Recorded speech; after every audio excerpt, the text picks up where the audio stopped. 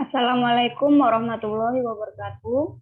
Perkenalkan, nama saya Firda Isya Febrianti dari Prodi TEP dengan NIM 2017 10 20 1117. Di sini saya akan menjelaskan tentang urgensi pertanian presisi di Indonesia.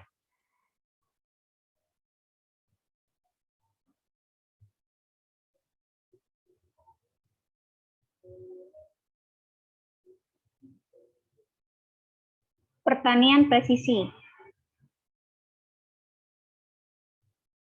Why? Ada apa dengan pertanian presisi? Sektor pertanian di Indonesia saat ini memegang peranan penting, di mana kebutuhan pangan diperoleh dari sektor pertanian. Di era 4.0 sekarang, banyak permasalahan yang ditimbulkan, terutama dalam pertumbuhan penduduk, perubahan iklim, dan alih fungsi lahan, di mana semua permasalahan ini mengarah pada sektor pertanian dan menyebabkan produktivitas pertanian di Indonesia menurun.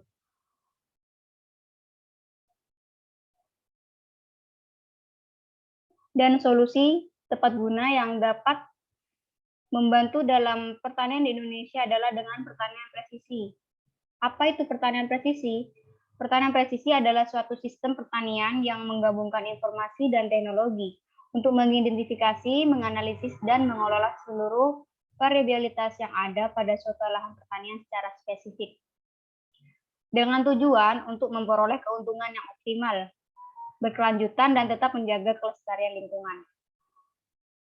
Pada prinsipnya, pertanian presisi sendiri terdapat 5 komponen. Yang pertama adalah mengukur keragaman, menganalisis keragaman, mengambil keputusan, menerapkan perlakuan sesuai keragaman, dan menilai serta mengevaluasi hasil berguna sebagai feedback solusi perbaikan selanjutnya.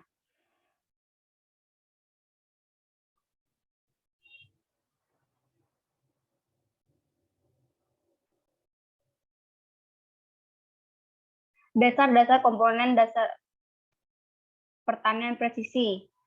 Pertanian presisi sendiri kan menggabungkan antara sistem informasi dan geografis ya, informasi dan teknologi, di mana komponen-komponennya termasuk dalam teknologi GPS, Global Position System. Yang kedua adalah teknologi Geographic Information System. Yang ketiga adalah teknologi Remote Sensing.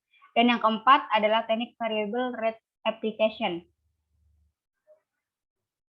Semua teknologi ini mengarah pada pertanian presisi, di mana teknologi GPS dapat membantu dalam segala aspek di pertanian presisi.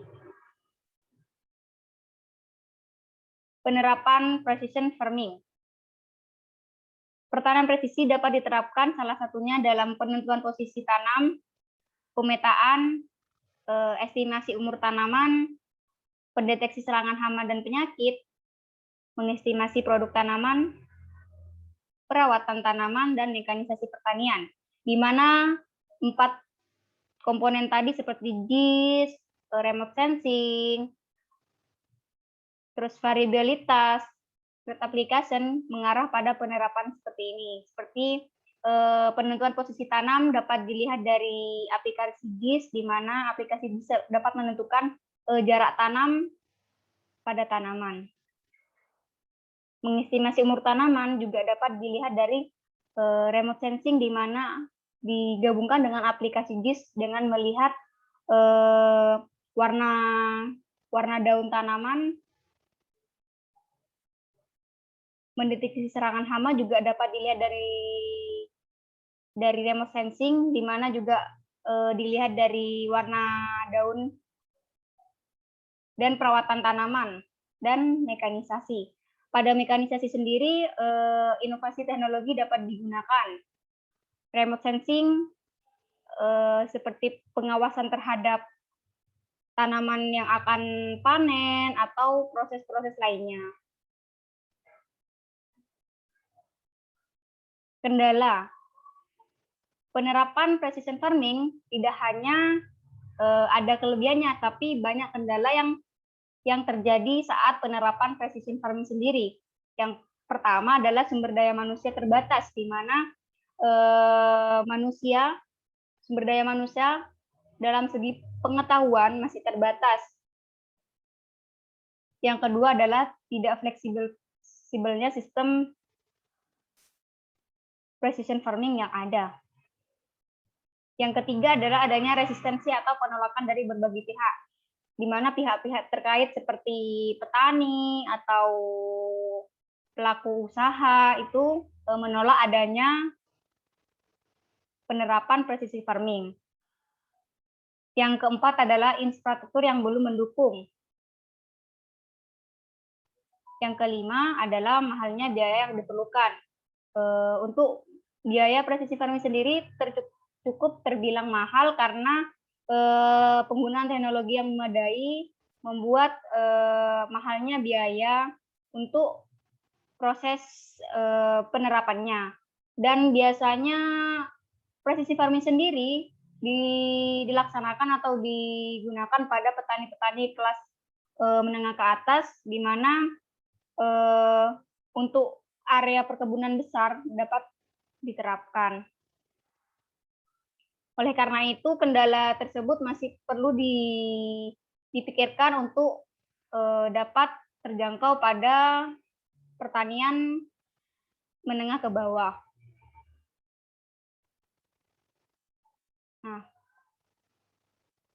pertanian presisi sendiri perlu perkajian, diseminasi, dan edukasi terutama bagi pihak yang bersentuhan langsung, di mana pihak-pihak tersebut seperti lembaga penelitian, perguruan tinggi, pelaku industri, pihak swasta, dan pemerintah.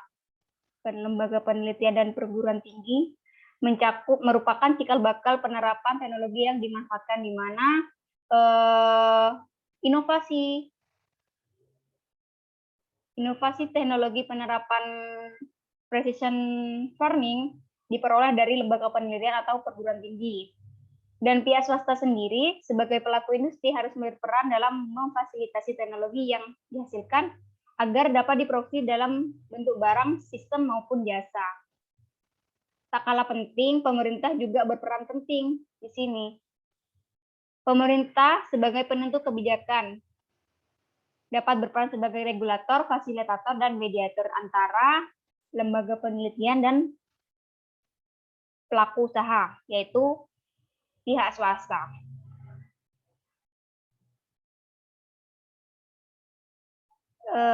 Cukup untuk presentasi saya kali ini. Terima kasih atas waktunya. Mohon maaf atas beberapa kekeliruan yang saya ucapkan. Terima kasih. Wassalamualaikum warahmatullahi wabarakatuh.